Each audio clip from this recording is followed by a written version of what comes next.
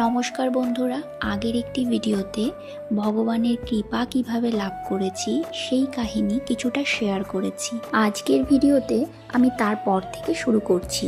সেই যে বলেছিলাম ভগবানকে বাড়িতে এনে প্রাণ প্রতিষ্ঠা করবার যে ভাবনাটা, এটি বাড়িতে বলার সাহস করে উঠতে পারছিলাম না, কিন্তু অবশেষে প্রায় 10-20 বছর পর সেই ভাবনা বাস্তবায়িত হয়েছে। সালটা তখন 2013।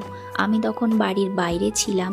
বাড়ির সকলে এই সিদ্ধান্তে উপনীত হলো যে বাড়িতে রাধা মাধব এনে তার প্রাণ প্রতিষ্ঠা করা হবে। যেমন কথা তেমনি কাজ, খুব ধুমধাম করে মহা সমারোহে রাধা মাধবের প্রাণ প্রতিষ্ঠা হলো এবং বাল্য সেবাও দেওয়া হলো। সেই থেকে রাধা মাধব আমাদের গৃহে প্রাণ পেল এবং তখন থেকেই আজ পর্যন্ত তার সেবায় আমরা সকলেই নিয়োজিত। যেহেতু আমাদের বংশের পূর্বপুরুষ থেকেই এই রাধা মাধবের পুজোর প্রচলন ছিল না এবং আমার প্রজন্ম থেকেই তাদের সেবায় আমি নিয়োজিত হয়েছি, সেহেতু অনেক ভুল ত্রুটি থাকলেও থাকতে পারে।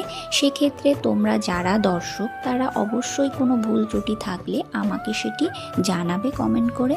আমি আমার সাধ্যমতো চেষ্টা করব সেই ত্রুটি সংশোধন করে আরও নিয়ম নিষ্ঠার সাথে ভগবানের সেবা দেওয়ার। আজকের এই অসমাপ্ত কাহিনী আগামী কোনো একটি ভিডিওতে তোমাদের সাথে অবশ্যই শেয়ার করব।